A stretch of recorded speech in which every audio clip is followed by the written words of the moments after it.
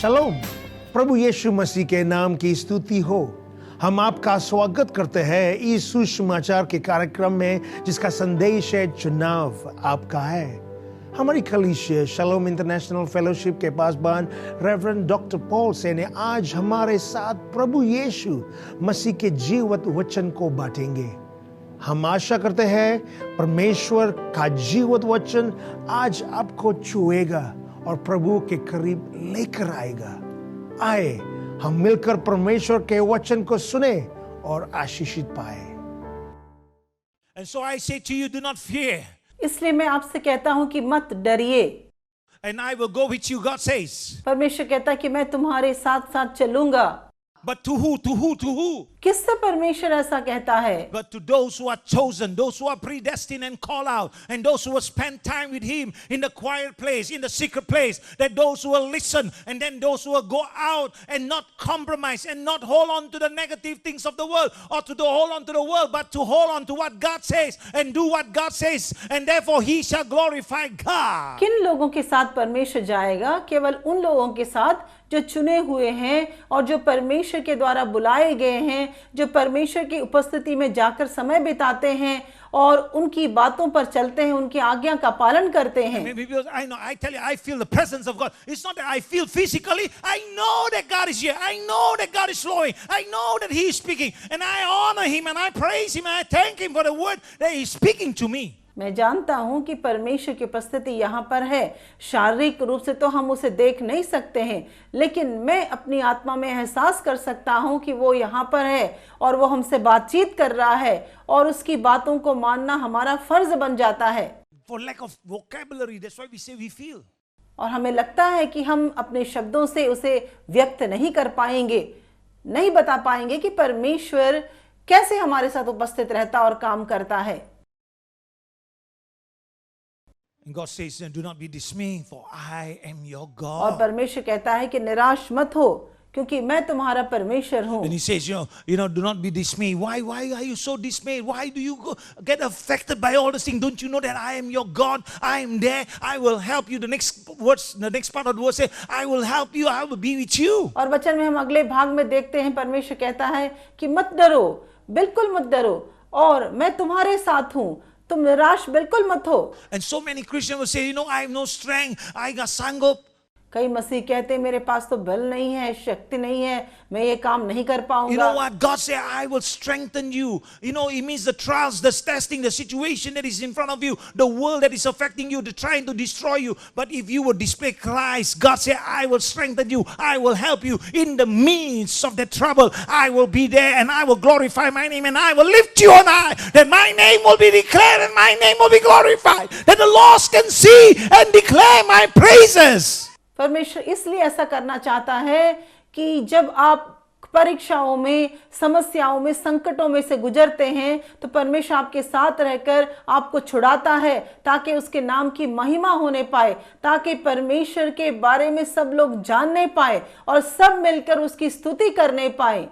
And I will uphold you with my righteous right hand. Only in righteousness shall I hold you up. And I will lift you up in the midst of the disasters, in the midst of the world that is condemning you. I will lift you up with my righteous right hand, for you are my righteousness. परमेश्वर कहता है कि चूंकि तुम मेरी धार्मिकता हो, इसलिए मैं अपने धार्मिक दाहिने हाथ के द्वारा तुम्हें ऊंचा उठाऊंगा, तुम्हें मैं संभालूंगा, तुम्हारी मदद करूंगा। And so when you are the righteousness of Christ in the world, in the working world, in the business world, in the school, in the household, then declare the righteousness of God and walk according to the righteousness of God so that God may be declared and God may be glorified. और इसलिए जब आप अपने घर में हो, परिवार में हो, कार्यस्थल में हो, स्कूल में हो, जहां भी हो, दफ्तर में हो, वहां पर परमेश्वर की धार्मिकता की घोषणा करो ताकि परमेश्वर का नाम ऊंचा उठने पाए, उसके नाम की महिमा होने पाए। How foolish we are. हम कभी-कभी कितने मूर्ख बन जाते हैं। We don't even realize that it is God that made available all those things. हम कभी-कभी यह न समझ पाते हैं कि इसी परमेश्वर ने हमें सब कुछ उपलब्ध कराया है।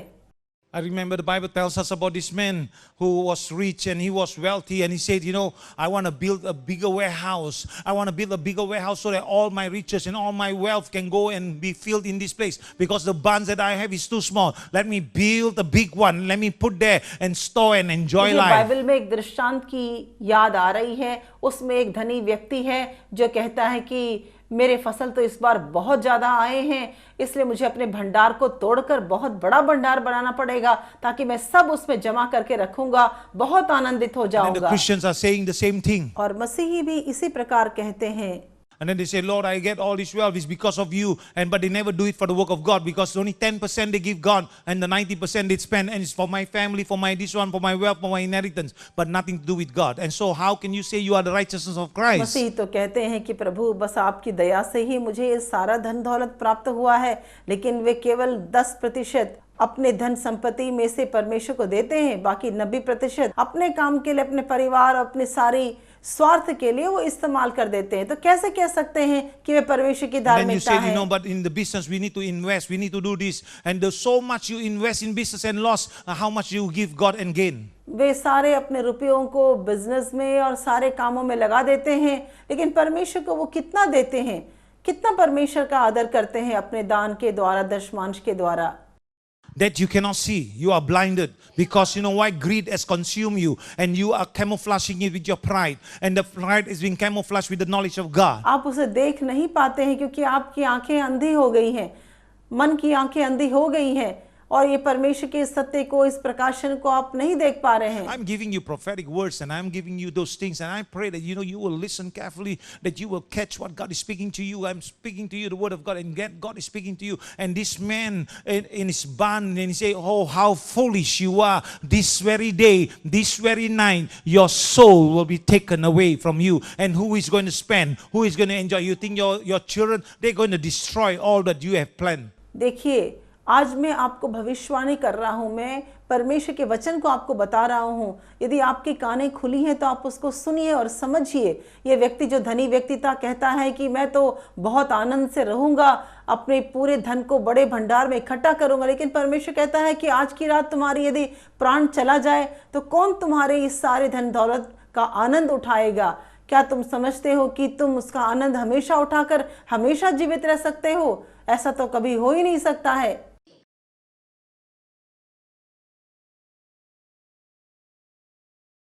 Hallelujah, Lord, I praise you. You are like one that is running a race. आप ऐसे व्यक्ति के समान हैं जो अपनी दौड़ में दौड़ रहा But है। you are running a race that is bringing to destruction. You got to walk the race according to what God calls you. आपको नाश होने वाले उस दौड़ में नहीं दौड़ना है। परमेश्वर ने जिस दौड़ को दौड़ने के लिए आपको बुलाया है, केवल उसी दौड़ को आपको दौड़ना है। Your mindset must be in tune with God's ways. आपका जो मन है वो परमेश्वर के जो मार्ग हैं उसके अनुसार चलना And so चाहिए। when your mindsets are changed according to the ways of God and the patterns of God, then you are walking in the righteousness of Christ. जब आप परमेश्वर के तरीके के अनुसार चलते हैं तो मसीह की धार्मिकता के अनुसार ही चलते हैं। That is why you need to come to Him. You need to give Him all that you have. इसलिए आपको उसके सम्मुख आना चाहिए और अपना सब कुछ उसके उपस्थिति में You know why? समर्पित Because करना है। your desires may be carnal. हो सकता है कि आपके अंदर जो इच्छाएं हैं वो शारीरिक हों। It's nothing wrong for, logically speaking, it's nothing wrong. It's nothing wrong. It's nothing wrong. What's wrong with us wanting to have a little bit of riches? देखिए, इसमें तर्क करने की कोई बात तो नहीं है। जैसे कि हम यदि ज्यादा धनवान होना चाहते हैं तो इसमें तो कोई गलती है ही नहीं। Because we are praying, we are spending time with God, we are living a life that is righteous. And so what's wrong for us to have a little bit of riches? What's wrong for us to desire riches? हम परमेश्वर से प्रार्थना करते हैं, उसके वचन पर मनन करते हैं, तो हमारे अंदर ऐसी यदि चाहत है कि हम धनवान बनना चाहते हैं तो कोई गलती नहीं है। Not a fellowship with Christ. आप एक धर्म का अनुकरण करने शुरू करते हैं, मसीह के साथ संगति नहीं करते। By you thinking what's wrong, that is already very wrong. आप सोचते हैं कि क्या गलती हो सकता है, यही बात बिल्कुल गलत है। Because the Bible tells us very clearly, seek ye first the kingdom of God and His righteousness, and all these things shall be added unto you. Don't you know I know what you need to wear, what you need to eat, what you need to have? I know the time, I know the season for you to have them. But don't increase in them, don't go after them, because they will bring poverty in your life. They will bring sorrow in your life. And those sorrows will come, those riches will come, but the sorrows will come. And the enemy will destroy you with those riches. जैसे कि परमेश्वर अपने वचन में कहता है कि मैं जानता हूं कि तुम्हें किस बात की आवश्यकता है। सबसे पहले हमें परमेश्वर के धर्म और उसकी धार्मिकता की खोज करनी चाहिए, और तभी परमेश्वर जितनी आशीष हमारे लिए रखा है वह सब हमें प्राप्त हो सकती है। यदि आप परमेश्वर की खोज नहीं करते हैं, धन दौलत को प्राप्त करने पर भी विनाश आ जाएगा। The Bible tells us so clearly that those who chase after riches, they will have power, they will be sorrowful, they will go through miseries, they will go through all that. And if you are going through all those things in your lifestyle, in your household or whatever, you know you are walking the wrong path. Although you are praying, you are walking in the wrong path. Bible हमें स्पष्ट बताती है, यदि आप धन दौलत के पीछे दौड़ते और भागते हैं तो आपके जीवन में सचमुच समस्याएं, परेशानियां आ सकती, परीक्षा हर प्रकार की आ सकती है। तो आप समझ जाइए कि आप गलत मार्ग में जा रहे हैं, भले आप प्रार्थना भी करते होंगे। My Bible says, oh, the blessing of the Lord brings no sorrow. हमारे बाइबल में लिखा हुआ है कि परमेश्वर का जो आशीष हमारे जीवन में जब आता है तो वह उसके साथ दुख कभी नहीं जोड़ता। So if there is a conflict within you, then you know that you are not walking according to God's pattern. Change. और यदि आपके जीवन में दुख है और संकट है तो आप जान जाइए कि आप सही मार्ग पर नहीं चल रहे हैं, इसलिए आप अपने आप को बदलने की कोशिश करिए। Hallelujah. So that is why you need to surrender. You need to give Him all your desires. इसलिए आपको अपने आप को पूरी तरह परमेश्वर के सम्मुख समर्पित करना है और अपने अंदर जितनी आपकी चाहते हैं वो सब आपको उसको दे Let me go even a दीजिए। little bit deeper, a little bit further. Your dreams. आपके अंदर जो सपने हैं उन सबको परमेश्वर के हाथों में सौंप दीजिए। Dreams, I want to be this. What's wrong for us to be like this? We can glorify God, but not your pattern, not your way. देखिए, हमारे अंदर में सपना रहना और कोई दर्शन देखना ये सब कोई गलत नहीं है, लेकिन परमेश्वर के इच्छा के अनुसार होना चाहिए। When I was in the world, when I was young, I denied Christ. I left Christ. Remember, 11 years old, God said to me, I will be your father. And then 6 years later, I left the Lord. I walked away from God. I went back to idol worship. I went back to the wrong thing. I went and lived my life. I made it in the world. जब मैं 11 वर्ष का था, परमेश्वर ने मुझे छुआ और अपनी संतान बनाया और उसने कहा कि मैं आज से मैं तुम्हारा पिता बना रहूंगा। लेकिन उसके बाद कुछ वर्षों के बाद मैं परमेश्वर को छोड़ दिया, संसार के अनुसार मैं चलने लगा था और संसार के अनुसार जी रहा था। Dreams I had. सपने जो मेरे अंदर थे। And I was running towards those dreams. और उन सपनों को हासिल करने में उसके पीछे दौड़ रहा था। But I thank God that God caught hold of me. लेकिन परमेश्वर का धन्यवाद हो कि वह फिर से मुझे अपने पास बुला लिया। It was my last opportunity for me to come back to God. मुझे एक अवसर मिला परमेश्वर के पास वापस आने के लिए। I do not know why God talked to me and called me by His name. मुझे पता नहीं परमेश्वर क्यों मुझसे बातचीत किया और मेरा नाम पुकारकर उसने अपने करीब मुझे बुलाया। My name, sorry. Yeah.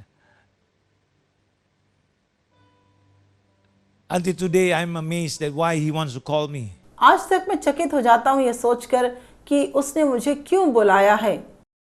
In my 30 years of serving Him, I failed Him so much. 30 साल से उसकी सेवकाई कर रहा हूँ, कई बार मैं उसकी सेवकाई करने में सफल हो गया। But one thing I learned, लेकिन एक बात मैंने सीख ली है, He is a forgiving God. वह क्षमा करने वाला परमेश्वर है, He is a loving God. वह प्रेमी परमेश्वर है। And He picked me up. He helped me through until today. और उसने मेरी मदद की, आज तक वह मेरी मदद करता आ रहा है। It's not for me. It's nothing to do for me. यह केवल मेरे लिए नहीं है, ये केवल मुझसे संबंधित बात नहीं है। It is that His name may be glorified. यह इसलिए ही ताकि उसका नाम महिमान्वित होने He पाए। gives me the privilege to do the things. उसने मुझे यह सौभाग्य दिया कि मैं उसके काम को कर सकूं। And so, I told you, from failure to failure and from then to success. But all those things that I did, I do not know how to do them. देखिए, कई बार मैं असफल होता रहा, लेकिन उसके बाद सफल हुआ। कई बार मुझे पता ही नहीं था कि कैसे कामों को करना चाहिए, लेकिन उसने ही मुझे सिखाया कि किस प्रकार करें। It's all because of Him we are able to stand up and declare. केवल उस परमेश्वर के कारण ही हम खड़े हो पाते हैं और उसके वचन की घोषणा कर पाते हैं। And so, the more you give to God, your desires, your dreams, your needs, because your needs are not as important as you need to know Him. देखिए, जितना ज़्यादा आप अपने सपने, अपने जितने चाहते हैं, उस सब को आप परमेश्वर के हाथों में सौंपेंगे, आपकी ज़रूरतों को, तो बहुत अच्छा होगा, क्योंकि आपकी जो ज़रूरतें हैं वो परमेश्वर को जानने से ज़्यादा मुख्य नहीं है। Doesn't mean that you only eat vegetables or only tahu tempe or you are holy. No, you are foolish. इसका मतलब ये नहीं कि आप क्या खाते और क्या पीते हैं तभी आप पवित्र बन सकते हैं। ये सब मूर्खता की बातें हैं, इस सब पर ध्यान देने की ज़रूरत नहीं है। God say, I make a table in front of you, in front of your enemies. I give you all. परमेश्वर तो कहता है कि मैं तुम्हारे शत्रुओं के सामने तुम्हारे लिए एक मेज बिछा कर रखा हूँ, मैं तुम्हें सब कुछ देता हूँ। I appreciate that God gives me, but there are times that God say to me, restrain. There are times that God say, I give you tahu tempe, appreciate it. I appreciate it.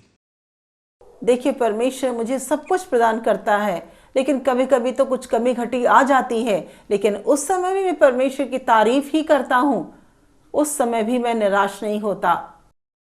Be contented. देखिए, हमेशा आप तृप्त होते रहिए, हमेशा तृप्त रहिए। Then also give Him all your sorrows. अपने सारे दुखों को उसके हाथों में सौंप दीजिए। And then now, allowing Him to replace all those things. और अब आप उसको अनुमति दीजिए ताकि वह उन सारी बातों को बदलते जाए With His abundant life. और उसके बदले में परिपूर्ण What जीवन, does it mean by abundant life? परिपूर्ण जीवन आपको वो प्रदान कर सके। A life that is filled with joy, appreciation, thanksgiving. ऐसा जीवन जो तारीफों से भरा हुआ हो, धन्यवादी हृदय से भरा हुआ हो, ऐसा जीवन आपको प्रदान करेगा। Even when need to sacrifice those things that is going to cause you pain, you rejoice because this is abundant life and those things are not abundant life. कभी कभी ऐसा समय आता है कि जिस वस्तु से हम बहुत ज्यादा प्रेम करते हैं उसे हमें त्यागना भी पड़ता है, लेकिन आपको चिंता करने की जरूरत नहीं है, क्योंकि आपको उसने परिपूर्ण जीवन प्रदान किया है। So when you give Him all of you, तब आप अपने आप को पूरी तरह समर्पित करते हैं, you lose nothing of value. आप कीमती कोई भी वस्तु को कभी नहीं खो सकते हैं। Maybe you feel, because we are natural people also. So we feel, wow, how can I do this? If I do this, I will lose my family. If I do this, I will lose my girlfriend. If I do this, I will lose my husband or my wife or my children. They don't understand. They do not have the understanding as I have. Then do what God calls you to do. देखिए, मनुष्य होने के नाते हम कभी कभी सोचते हैं, यदि मैं ऐसा कर देता हूँ, अपने परिवार को खो दूंगा, अपने गर्लफ्रेंड को खो दूंगा, अपने मित्रों को खो दूंगा। लेकिन मैं तो आपसे कहूंगा कि ऐसे समय में केवल वही करें जो परमेश्वर कहता है। Let us go back to Deuteronomy chapter 7. अब हम व्यवस्था विवरण अध्याय 7 में जाएंगे। And when you can begin to do this, because these are all process that you're going through. So when the Lord your God brings you into the land that you are entering to possess and drive out before you many nations, the Hittites, the Gerasites, the Amorites, the Canaanites, the Perizzites, Hivites and Jebusites, 7 nations larger and stronger than you. जब तेरा परमेश्वर यहोवा तुझे उस देश में जिसके अधिकारी होने को तू जाने पर है पहुंचाए और तेरे सामने से हित्ती, गिरगाशी, एमोरी, कनानी, परिजी, हिब्बी और यबूसी नामक बहुत सी जातियों को अर्थात तुमसे बड़ी और सामर्थी 7 जातियों को निकाल दे। 7 nations smarter than you, 7 groups of situation better than you are doing, better than the world system seems better. 7 जातियां हैं जो तुमसे बहुत ही पराक्रमी हैं और इस संसार के जो सिस्टम है वो बहुत ही बेहतरीन है तुम्हारे सारे कामों से। 7 mindsets that you have in your minds are greater and better than what you think the word of God is. आपके मन में 7 प्रकार के माइंडसेट्स हैं। आप सोचते हैं कि परमेश्वर के वचन से मेरा माइंडसेट बेहतर That's है। why you say, but what is wrong with this? That's why, because you are thinking those things are greater than what God says. आप सोचते हैं कि आपके मन की जो बातें हैं वो परमेश्वर के वचन से ज्यादा बेहतर है, वो बेहतरीन है। And because my connections are better than God's connection, God, there's nobody connection to the high places. I have connection with the high places. And these connections are important for me, but these are not good. आप सोचते हैं कि ये परमेश्वर मुझे कहाँ लेकर जाएगा, क्या करने वाला है, लेकिन मेरा तो बहुत बड़े बड़े लोगों से कनेक्शन है और इसके द्वारा तो हम बड़े काम को कर सकते हैं। लेकिन मैं कहता हूं कि ये सारे जो कनेक्शंस हैं वो ठीक नहीं हैं। Let me tell you like this. Because your minds are thinking like the world. क्योंकि आप जो है संसार के लोगों के समान विचार करने लगे हैं। I do not know people. I do not know anyone. I'm weak. So I need those connections. I need those help. I need this one. I need that. 7 different nations, 7 different ways. All these people coming and I can be calm like them. आप सोचेंगे मैं तो कमज़ोर हूँ, मैं कुछ नहीं कर पाऊंगा, इसलिए मुझे इन सारे लोगों, बड़े बड़े लोगों जो नाम शोहरत कमा के रखे हैं, उनसे हमको कनेक्शन की ज़रूरत है, तभी मैं सारे काम को कर पाऊंगा। बिना इन लोगों के मैं कुछ नहीं कर सकता। Or better than them. या तो उनसे बेहतर काम भी करूंगा। And then, because I'm not stronger, I'm not larger, they are better, they are more influential. मैं ज़्यादा सामर्थ्य नहीं हूँ, ज़्यादा बड़ा नहीं हूँ, वे लोग तो बहुत ही बड़े हैं, बहुत प्रसिद्ध हैं। I need them. मुझे उनकी सख्त ज़रूरत है। What's wrong for us to have the connection is not wrong, though. If I have the connection, I can glorify God. That's our mindset. But that is wrong. हमारे मन में हम सोचते हैं कि ऐसे बड़े लोगों के साथ कनेक्शन रखना, उसमें क्या गलती है? ये तो गलत आपका विचार है। Let me give you an example. मैं आपको एक उदाहरण बताता हूँ। Many years ago, I invented a system. कई वर्ष पहले मैंने एक सिस्टम का आविष्कार किया। And many of my friends, they want me to connect with this person and that person and this government people and that people. And you know what I said? No. मेरे कई मित्र आकर मुझसे कहे कि तुम्हें बड़े लोगों से पहचान होना चाहिए, सरकार में जो नौकरी करते हैं उन बड़े बड़े लोगों से पहचान रखो। लेकिन मेरा जवाब क्या था? मैंने कहा बिल्कुल नहीं। Because those things came from God. क्योंकि जो मुझे प्राप्त था वो परमेश्वर के द्वारा प्राप्त था। And so I depend on God's connection is better. If it's small, so it's okay. Small, it's okay. If it's big, praise the Lord. But whatever the Lord shows us, let us do it. इसलिए मैं परमेश्वर पर पूरी तरह निर्भर करता हूँ। भले वो छोटी सी बात हो, कोई बात नहीं। यदि बहुत बड़ी हो तो परमेश्वर की स्तुति करते हैं और परमेश्वर ही मेरा मार्गदर्शन करता है। चलिए मैं आपको बताऊं कि क्या हुआ। Which is written in the Bible also. यह तो बाइबल में भी लिखा हुआ है। In the book of James. याकूब के पुस्तक में। And the rich are the one that are bringing you to the courts. आप तो जानते ही हैं कि धनी लोग आप लोगों को अदालत में खींच कर ले जाते हैं। To shame the noble name that you are carrying. और आपके जो अच्छे नाम हैं उसको वे लोग खराब कर देते हैं। Your friends of the world. आप तो सचमुच संसार के मित्र हैं। The people of the world, the people that you engage with, they will bring you to court. और ये जिन लोगों से आप जुड़े हुए हैं वे आपको अदालत में खींच कर ले जाएंगे। Because you depend on them and then they will backbite you, they will rob from you, they will steal from you. You can prove me otherwise, but I will tell you today and mark my words that they will destroy you. और वही लोग जो आपके साथ आगे पीछे घूम रहे हैं वे लोग आपके विरोध में उठ जाएंगे, आपकी हानि करेंगे। लिख कर रख लीजिए मैं जो आपको बात बता रहा हूं। Why? Because you show partiality. क्योंकि आप पक्षपात करते हैं। And you show partiality in the church. आप कलीसिया में भी पक्षपात दिखाते हैं। By separating yourself with others. आप कुछ लोगों से मिलते हैं और कुछ लोगों से नहीं मिलते हैं। That's why your gold and silver will rot and the corrosion will eat up. इसलिए आपके पास जो सोना और चांदी है उसमें जंग लग जाएंगे और सारा धन संपत्ति नाश हो जाएगा। What does it mean? इसका मतलब क्या हो सकता It है? means, sorrow will never leave your house. इसका मतलब है कि दुख आपके घराने को कभी भी छोड़कर Even you नहीं have all the जाएगा। gold and the silver, but they will be eaten up by all the sorrows that comes your way. भरे सोने चांदी से आपका घर भरा हुआ हो, फिर भी दुख जो है उन सबको खा जाएगा, Because you have dealt unjustly. क्योंकि आपने जो काम किए वो अन्याय What के did I हैं। do unjust? ये अन्याय का मतलब क्या है? This is business. यह तो व्यापार है, But you do it the wrong way, the world's way. लेकिन आपके जो करने का तरीका वो सही नहीं है, संसार के लोगों के समान so, आप करते हैं। The Lord says, I will help you if you would come to me. लेकिन परमेश्वर क्या कहता है?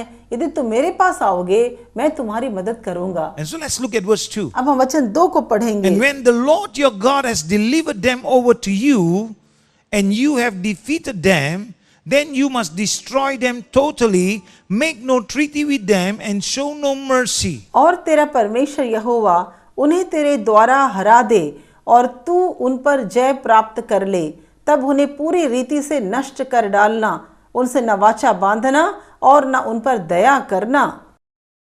Why? क्यों ऐसा है? Let's see the next scripture first. अगले वचन को हम देखेंगे। Do not intermarry with them. Do not give your daughters to their sons, or take their daughters from your sons. और न उनसे ब्याह शादी करना, ना तो अपनी बेटी उनके बेटे को ब्याह देना और न उनकी बेटी को अपने बेटे के लिए ब्याह लेना।